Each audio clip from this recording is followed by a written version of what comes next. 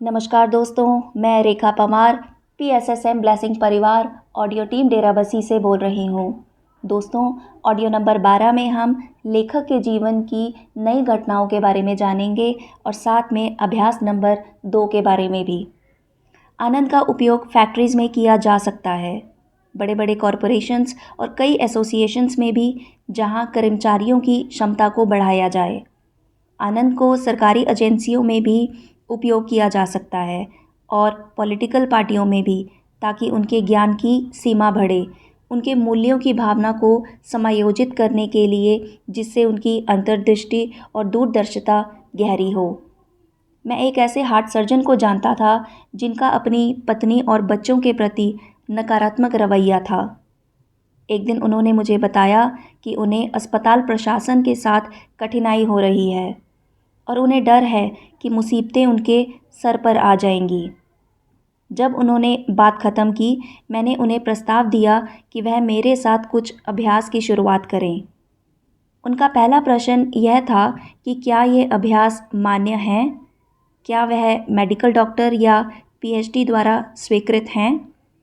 मैंने उनसे कहा कि वह एकमात्र व्यक्ति थे जिसे अभ्यास के परिणाम देखने के बाद अभ्यास को मंजूरी देने की आवश्यकता थी।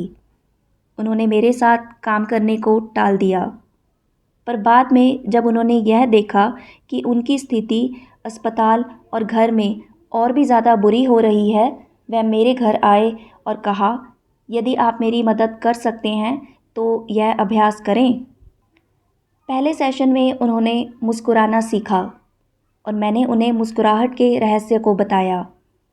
सेशन के अंत में वह काफ़ी खुश थे। मैंने इस व्यक्ति के साथ 6 महीने काम किया। उन्होंने न केवल अपनी प्रतिष्ठा को वापस पाया, पर उन्हें अस्पताल के प्रशासन में प्रमोट भी किया गया और वह एक ऐसे व्यक्ति बन गए जिनके पास लोग मदद के लिए आते थे। एक बार उनकी पत्नी ने मुझसे कहा, मुझे नहीं पता मुझे क्या हो गया है। मैं उनसे डाइवोर्स लेने की योजना बना रही थी, पर मुझे फिर से उनसे प्यार हो गया है। हमारी सामाजिक स्थिति पूर्ण रूप से बदल सकती है अगर हम आनंद के खेतों को तैयार करें और आनंद का बीज बोएं, बजाय इसके कि हम एक दूसरे पर हमला करें, एक दूसरे को धमकाएं और डर और पाखंड को विकसित करें। अभ्यास नंबर 2। यह अभ्यास पहले वाले अभ्यास से अलग है। इस अभ्यास में अपने आनंद को याद करने की बजाय आपको उस स्थिति को याद करना है जिसमें आप किसी और व्यक्ति को आनंद में देख रहे हों, और महसूस करने की कोशिश करें, समझें और उसके आनंद को फिर से अनुभव करें। पहले अभ्यास में दिए गए नियमों को ना भूलें। सबसे पहले उस अवसर को याद करें। उस व्यक्ति को वैसा ही देखें जैसा वह था।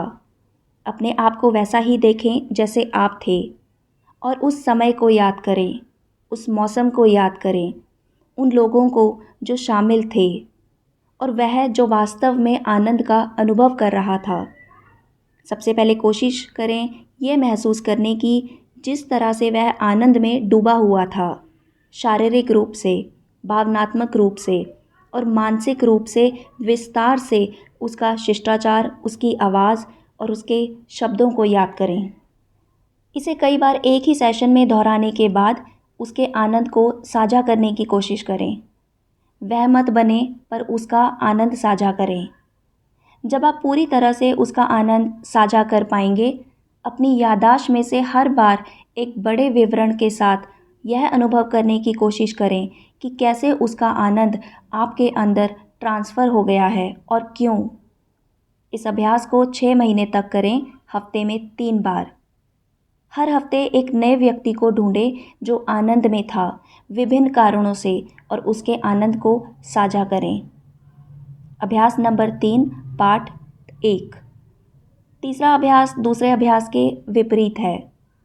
एक ऐसी घटना को याद करें जिसमें एक व्यक्ति आपका आनंद साझा कर रहा हो।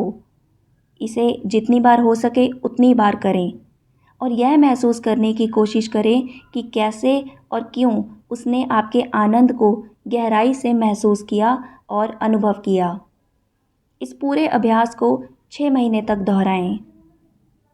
हर एक उस काम से जो आप संसार में करते हैं, याद रखें कि आनंद को प्रदर्शन करना बहुत ज़्यादा कीमती है, क्योंकि आनंद आपकी सफलता को बढ़ाएगा, आपकी सेहत को और आपके दूसरों के साथ सही संबंध को भी।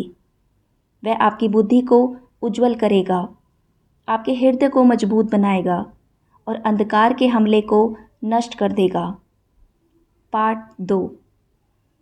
आनंद के अभ्यास को आप बाद तक जारी रख सकते हैं ताकि आपको इसके उच्च परिणाम मिलें और उनको भी जो आपसे संबंधित हैं।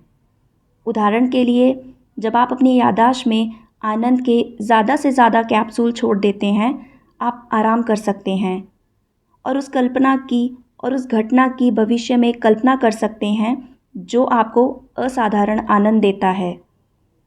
यह घटना वह नहीं होनी चाहिए जिसकी इच्छा आपने की हो या होने की उम्मीद रखी हो, पर ऐसी होनी चाहिए जिसे आप ठीक उसी तरह से देख रहे हैं जैसे आपने कल्पना की थी।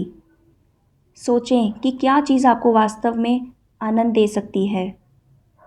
अपनी रचनात्मक कल्पना का इस्तेमाल करें और 3 सेशंस में हर बार इसे और भी गहराई के साथ महसूस करने की कोशिश करें और एक गहरा और कीमती आनंद ढूंढें। आप भौतिक वस्तुओं से शुरुआत कर सकते हैं, तब भावनात्मक घटनाओं की तरफ जाएं, तब मानसिक घटनाओं की तरफ जाएं और अंत में आध्यात्मिक घटनाओं की तरफ। आप अपनी रचनात्मक कल्पना से समय और जगह के पार जा सकते हैं। अंतरिक्ष में तारों की यात्रा करें और वहाँ एक नया जीवन या नई घटनाओं की कल्पना करें। यह देखें कि कैसे आपकी रचनात्मक कल्पना सारे परिचित धारणाओं और जीवन की घिसी-पिटी संरचनाओं के पार जा रही है। आप उच्च आयाम पर एक नया जीवन बना सकते हैं जो इस ग्रह पर चल रहे जीवन के जैसा नहीं है। आपकी कल्पना के द्वारा बनाए गए आनंद की घटनाओं के लिए कोई भी सीमा ना रखें। अपने सभी वाहनों में आनंद लेने का प्रयास करें, जितना हो सके उतनी गहराई के साथ। इसे 6 महीने के लिए करें और इसके परिणाम और प्रभाव को अपने जीवन में और दूसरों के जीवन में रिकॉर्ड करें। रचनात्मक कल्पना आपकी आत्मा को भविष्य के लिए एक विशाल कदम लेने के लिए तैयार करती है। इन अभ्यासों के द्वारा आपके भविष्य की उपलब्धि के लिए मार्ग में कुछ प्रकार की सीढ़ियाँ बनती हैं। जितना ज़्यादा आपके विचार इन आनंद के चित्रों के साथ भरे रहेंगे, भविष्य के प्रति आपका प्रयास उतना ही बेहतर होगा।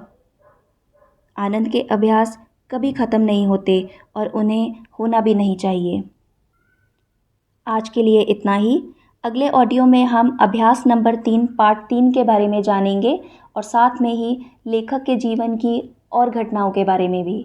धन्यवाद।